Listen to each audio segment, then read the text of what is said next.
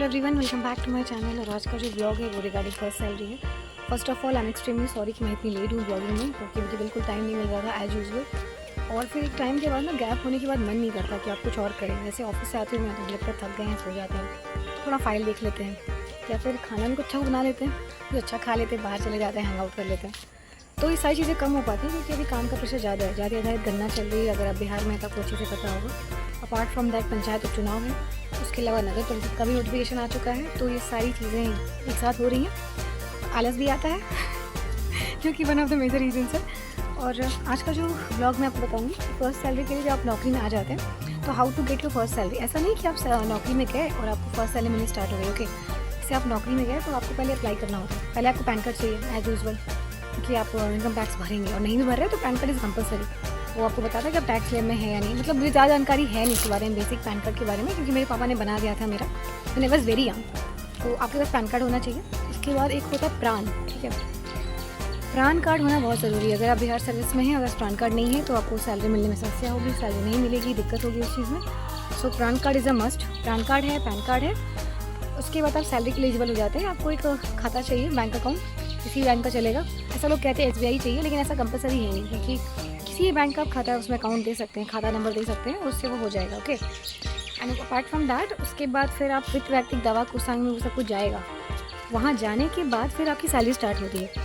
Salary का जो proper part है उसमें क्या क्या है मैं आपको दिखाती हूँ। अभी मेरे पास अपना है वो, मैं आपको जो आई थिंक पे स्लिप बोलते हैं, सैलरी स्लिप बोलते हैं उसे, तो मैंने रखा हुआ अभी अपने पास मेमोरी के लिए। तो मैं आपको फ़ोटो दिखाती हूँ, आगे हम लोग उसको देखते हुए बात करेंगे कि क्या क्या उसमें है और कैसे हम अप्लाई करते हैं, कैसे सैलरी मिलती है ना। तो लेट्स सी। तो पैन और प्रान बनने के बाद हम लोग ये फॉर्म भरते हैं, वित्त व्यक्तिक दवा कोषांग को भेजते हैं, इसे मेल करते हैं। ओके, यहाँ प्रान नंबर सब देख रहे हैं आप, कॉलम यहाँ पे ये सारा भरना है, योगदान की तिथि वगैरह, और ये सारे डॉक्यूमेंट्स इसमें आपको अटैच करने हैं। अगर ये प्रथम नियुक्ति है आपकी तो अधिसूचना, इसके तहत आपकी नियुक्ति हुई। प्रभार ग्रहण, आपने प्रभार जब लिया, DRDA से मैंने योगदान दिया था, ये उसका हो गया।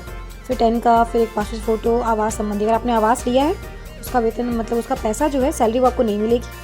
फिर सरकारी परिवहन, अगर आपको नहीं मिला है गाड़ी तो उसका मिलेगा।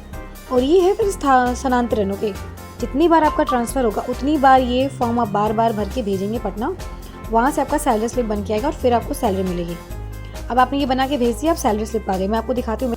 तो पैन और प्रान बनने के बाद हम लोग ये फॉर्म भरते हैं, वित्त व्यक्तिक दवा कोषांग को भेजते हैं, इसे मेल करते हैं। ओके, यहाँ प्रान नंबर सब देख रहे हैं आप, कॉलम यहाँ पे ये सारा भरना है, योगदान की तिथि वगैरह, और ये सारे डॉक्यूमेंट्स इसमें आपको अटैच करने हैं। अगर ये प्रथम नियुक्ति है आपकी तो अधिसूचना, इसके तहत आपकी नियुक्ति हुई। प्रभार ग्रहण, आपने प्रभार जब लिया, DRDA से मैंने योगदान दिया था, ये उसका हो गया। फिर 10 का, फिर एक पासपोर्ट फ़ोटो, आवास संबंधी, अगर आपने आवास लिया है उसका वेतन, मतलब उसका पैसा जो है, सैलरी वो आपको नहीं मिलेगी। फिर सरकारी परिवहन, अगर आपको नहीं मिला है गाड़ी तो उसका मिलेगा। और ये है फिर स्थानांतरण। ओके, जितनी बार आपका ट्रांसफ़र होगा उतनी बार ये फॉर्म आप बार बार भर के भेजेंगे पटना, वहाँ से आपका सैलरी स्लिप बन के आएगा और फिर आपको सैलरी मिलेगी। अब आपने ये बना के भेज दिया, अब सैलरी स्लिप आ गई, मैं आपको दिखाती हूँ मेरा पहला सैलरी स्लिप। तो हमारा ज्वाइनिंग जो डेट, यानी जो हमारा नोटिफिकेशन है, उसके आलोक में हो रहा है, ठीक है। अब यहाँ पे हम लोग देखेंगे, यहाँ देखिए ये जो डेट दिखा रहा है ना, जिस नियुक्ति पत्र जो मेरा नोटिफिकेशन है उसके रिगार्डिंग ये डेट है कि इस नोटिफिकेशन, इस डेट के दिन मेरी नियुक्ति हुई थी, जिस पत्र के आलोक में प्रॉपर स्लिप हो गया सैलरी का। तिथि है इसमें 9/9/21 जो मेरा ज्वाइनिंग डेट है। मूल वेतन 44,900 और मुझे महंगाई भत्ता मिल रहा है 13,919 रुपये, ठीक है। चिकित्सा भत्ता 1,000 पूरे बिहार में है, और मकान किराया भत्ता मुझे मिल रहा है 3592। इसमें जो एक क्लू है या फिर एक जो चीज़ है जो मिसिंग है, वो है मेरा सरकारी वाहन का भत्ता। वाहन भत्ता के लिए आपको अलग से अप्लाई करना होगा अपने ड्यू। सैलरी स्लिप के बाद क्या होता है कि अगर आपको ट्रांसपोर्ट का पैसा नहीं मिल रहा, ठीक है, सरकारी वाहन भी नहीं है आपके पास, आपको पैसे भी नहीं मिल रहे, फिर आप क्या करेंगे, अपने DDO को लेटर लिखेंगे कि आपको सरकारी वाहन मुहैया नहीं कराया गया है, और उसके आलोक में आपको सरकारी परिवहन भत्ता दे होगा। डिपेंड करता है कि आप किस शहर में हैं, आप नगर निगम में है, नगर परिषद में है, किसी रूरल एरिया में है, ब्लॉक में है, उसके अनुसार वो वैरी करेगा, ठीक है। तो मैंने अभी आपको दिखाया जो मेरा मेजर ये वाला है सैलरी स्लिप, इसमें आप लोगों ने देख लिया। तो मुझे फर्स्ट सैलरी जो मेरी हुई थी टोटल, तो वो हो गया था मेरा अराउंड 63,411 ओनली। आप सबको जोड़ेंगे तो यही आएगा 63,411। लेकिन जो मेरे पास पैसे आए वो NPS कट के आए।